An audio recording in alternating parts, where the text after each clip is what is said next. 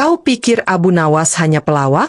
Tunggu sampai kau lihat bagaimana ia menundukkan kebanggaan dunia dan menggantinya dengan air mata keinsafan. Di sebuah pagi yang cerah, ketika langit terlihat bersih tanpa awan, terdengar suara genderang istana yang ditabuh keras. Pengumuman besar diumumkan. Raja mengadakan sayembara debat terbesar.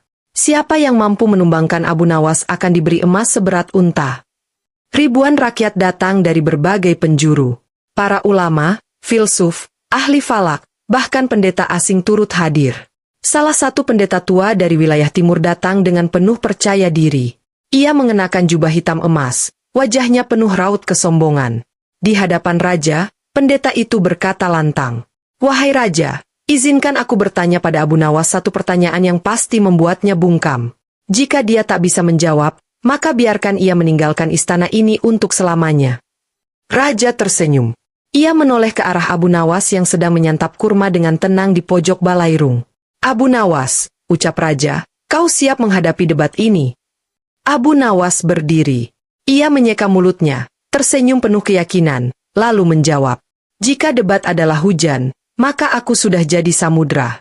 Silakan mulai."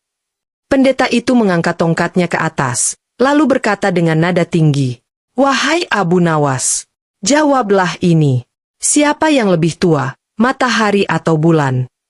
Semua langsung hening. Para ahli langit memicingkan mata, para filsuf saling pandang, dan raja pun mencondongkan tubuhnya. Pertanyaan itu terlihat sederhana, tapi jawabannya bisa menjatuhkan reputasi siapapun. Abu Nawas tersenyum. Ia menunduk sejenak, lalu perlahan maju ke depan. Ia menatap sang pendeta dan berkata, "Sebelum ku jawab, bolehkah aku bertanya balik padamu satu hal?" "Silakan," kata sang pendeta dengan sombong. Abu Nawas menunjuk ke langit, lalu bertanya, "Ketika malam datang, apa yang kau lihat di langit?" "Tentu saja bulan," jawab sang pendeta.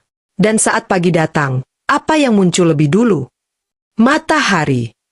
Abu Nawas mengangguk, lalu berkata dengan suara lantang, "Berarti jelaslah bahwa bulan adalah anak, dan matahari adalah ayahnya." Tapi, ia menoleh pada raja, bukan soal umur yang membuat seseorang mulia, melainkan siapa yang memberi terang lebih besar. Dan terang itu berasal dari Allah, bukan dari bulan maupun matahari. Semua orang di istana terdiam. Raja berdiri. Matanya berkaca-kaca. Ia berkata dengan suara tercekat, "Demi Allah, aku belum pernah mendengar jawaban secerdas ini seumur hidupku." Tiba-tiba, salah satu filsuf asing menjatuhkan sorbannya ke tanah, lalu bersujud. "Aku bersaksi, tidak ada Tuhan selain Allah, dan Rasulullah adalah utusannya." Istana gempar. Abu Nawas hanya senyum tipis. Ia kembali duduk di pojok, mengambil kurmanya, dan berkata, "Yang mencari kemenangan akan capek sendiri. Tapi yang mencari kebenaran, akan ditunjukkan oleh Allah tanpa harus berteriak." Setelah suasana gempar itu sedikit reda, raja kembali duduk di singgasananya. Tapi detak jantungnya masih belum kembali normal.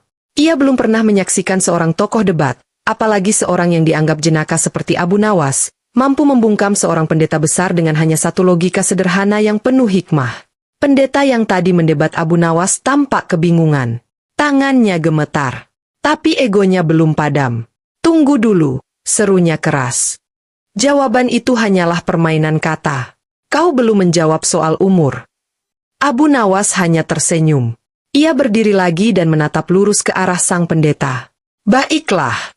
Jika kau ingin jawaban umur secara angka, izinkan aku bertanya balik." Pendeta mendengus. "Tanya saja."